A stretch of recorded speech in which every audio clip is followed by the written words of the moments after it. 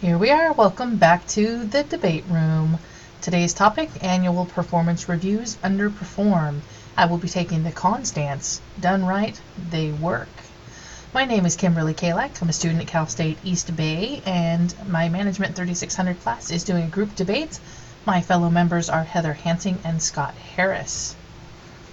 I have listed some of the research that I used today for establishing my support of my side of the debate today. Companies who want to excel in this economy really need to create clear accountabilities in performance management. According to Bob Rogers, companies need to make sure that their performance management system is linked to their key business drivers. Communicating effectively, they need to make sure that they're involving their associates in managing the performance. They need to be on the same page with these things. Focus as much time on developing people, not just evaluating them. There's so much research that shows that your employees are your biggest resource. Why not develop that? This has been very effective for the leaders of Lockheed Martin, Merck, GE, P&G, Kellogg. So this is not something that's any new information, but the big companies who are doing these effectively are seeing positive results. So what is the goal of assessing performance? You want to boost performance. Ultimately, the productivity of the business is going to increase. Small companies especially can't afford to replace people and bring them up to speed in a rapidly paced environment, so you need to make sure you're developing your employees. How do you create a good review process if it's not already in place? For many companies just launching a performance management system, it's important to recognize that it's not going to all happen at one time. You need to work with your human resource managers and create this system. The best thing you can do is have a clear job description and an understanding of job expectations. So many people actually quit jobs because of job ambiguity, and they're not really sure what they're supposed to be doing.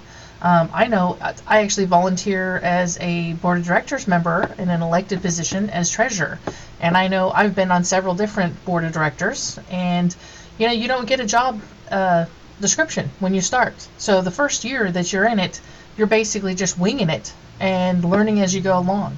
The second year into a position, you start learning the ropes. You start learning ways to refine your own job.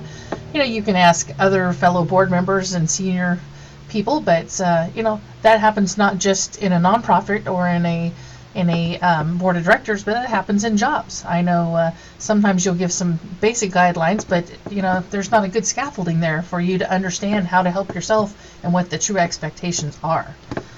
So a good, clear job description is very important. You need to have regular feedback about performance. You can't just do this once a year. This is something that should be an ongoing thing. This is something that there needs to be a back and forth dialogue with your employees. Advice and action steps to improve performance.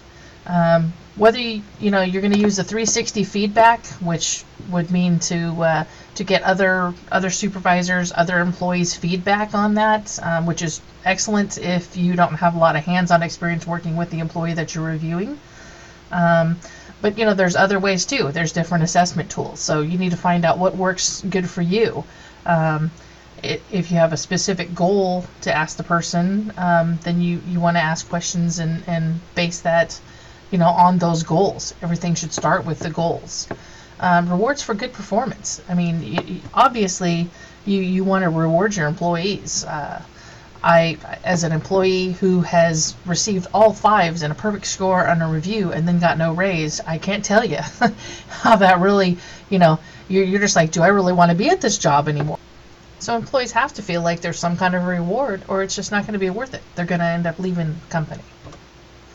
In conclusion, make sure your goals and your job descriptions are clear. Regular feedback, not just annually. Start with setting goals. Give advice to offer steps to meet those goals. Make sure you follow through with that. 360 feedbacks from other staff. Make sure it's a fair assessment. Be objective, not subjective. Be prepared for that review, and communication needs to be constructive with the employee. So hopefully you can see that the review process is a win-win situation for both sides. I'm Kim Kielak, and thank you for your time today.